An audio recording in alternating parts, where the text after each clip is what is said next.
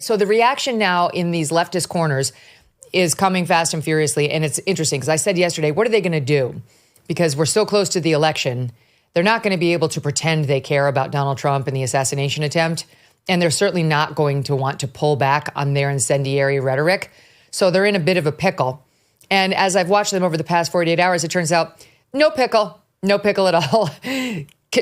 Pedal to the metal on the incendiary rhetoric. And also, it's all Donald Trump's fault. He has only himself to blame for the fact that twice now in 2 months, someone tried to kill him. What do you make of it? Well, my immediate take on this is, isn't it incredible that the man who was president several years ago and may be president again later this year or early next year is in a situation where he has 2 assassination attempts on his life within a few weeks. And when I turned on the news today, a lot of the news channels are already keen to move on. This happened on Sunday. Do you think they'd be moving on if this was Joe Biden or Kamala Harris, who had been out in public when some lunatic with an AK-47 had their sights trained on them? Of course they wouldn't. It'd be the biggest news story for several weeks. And it shows the desperation to me of the very liberal skewed mainstream media in America to just not want to focus on these assassination attempts on Trump, notwithstanding the fact that they are the biggest news story that I can think of. When has there been a presidential candidate who, within a space of a few weeks, has had 2 attempts on his life? One where he's hit by a bullet, and one where he comes within 3-4 minutes of having an AK-47 bullet smashing into his brains, which is almost certainly what would have happened if that Secret Service agent hadn't somehow spotted in the bushes a rifle barrel. So this is an enormous story, and yet already everyone's keen to move on. And already what they're trying to do is say this had nothing to do with the rhetoric that we've spewed about Trump for years, that he is the new Hitler, that he is a clear existential threat to democracy in America and the world. You don't think that an impressionable mind might at some stage go, wow, this guy's going to kill democracy and he's the new Hitler. I better stop it. And that is what is happening. And it's incredibly dangerous.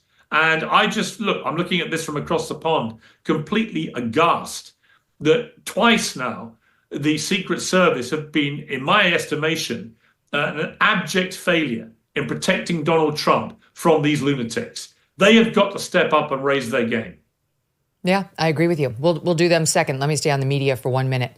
Not to be outdone by her counterparts at NBC, Lester Holt, and ABC, which was hosted by Lindsay Davis, debate moderator on Sunday night, who immediately tried to shift from Trump was almost killed to Trump is basically almost getting others killed in Springfield, Ohio with his rhetoric.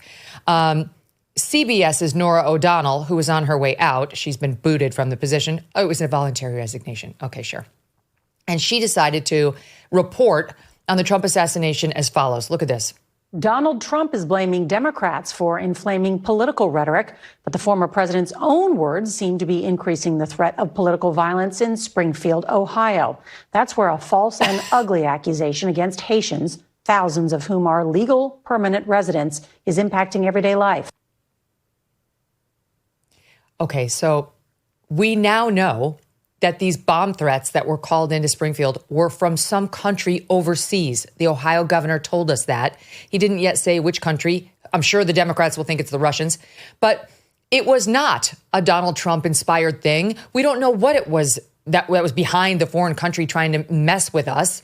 But still, the news agencies double down on somehow this is the fault of Trump and Vance. Yeah, but it's worse than that. It's what it's also doing is massively downplaying what has happened to Donald Trump.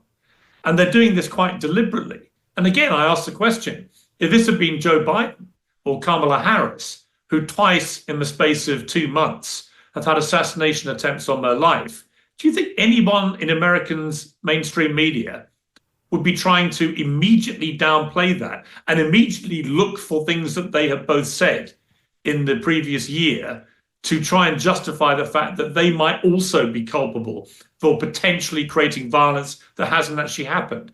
So there's a complete double standard here in the way they're treating the story.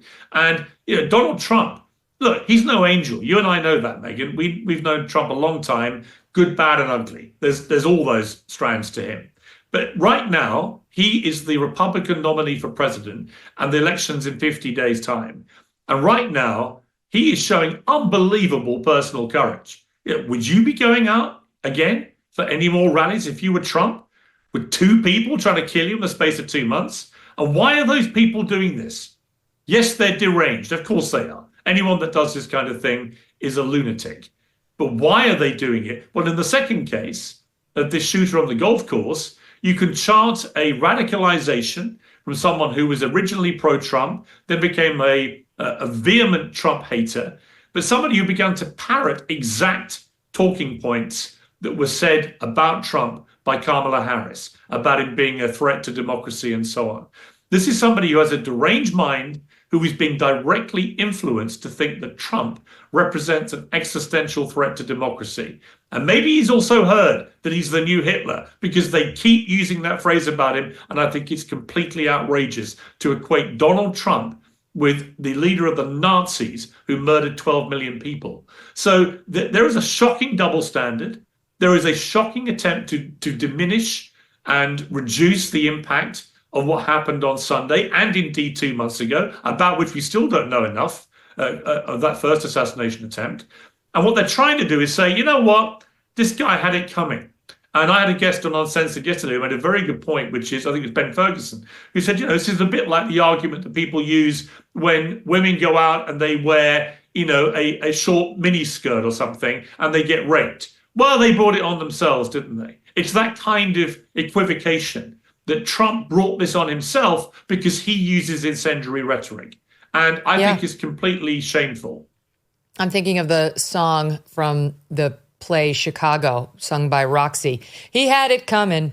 You should have been there. Right. That's really what the media is singing from every rooftop today. He had it coming. Here is Tom Nichols, who is absolutely disgusting. He writes for The Atlantic with the following headline: Donald Trump is using another possible attempt on his life to inflame tensions in America, which is one more reason he should never be president again. It's unbelievable. What do you mean possible attempt on his life?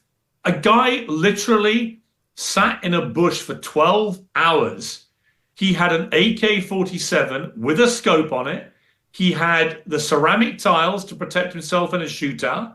He had a GoPro to record all this, and he was a pathological Trump hater by the time he did all this. And we know that from his social media trail and other stuff. So this was not potential or possible. This guy came to kill Donald Trump. And if it hadn't been for one Secret Service agent with very sharp eyes seeing the barrel of a rifle poking out of a bush, 4 minutes later, Donald Trump would have arrived at that hole, the green, and he would have been in clear sight within, 30, 40 yards of a guy with an AK-47 with a scope on it. He'd be dead. So This, again, is part of this campaign that is already going on. We're only 2 days on, Megyn. Again, can you imagine if this is Barack Obama or Biden or Bill Clinton before? If this had been this attempt, would this be how the media would respond? That you had it coming? That you shouldn't have been saying X, Y, Z? Or you wouldn't have these people wanting to kill you? And it's not to justify everything that Trump says. He says a lot of dumb things. I thought it was stupid of him to come out and say, I hate Taylor Swift. I think it's an act of self-harm. Why would you alienate millions of young women voters because they happen to like Taylor Swift and you don't like her because she votes for the other side? I think those kind of things are stupid and a bit incendiary. But there is a massive difference between Trump gobbing off about Taylor Swift and what is going on here with people literally trying to kill him. And they're doing it with an unbelievably alarming regularity. Cyber attacks are on the rise, with corporate megastores falling victim to data breaches that could expose your private information.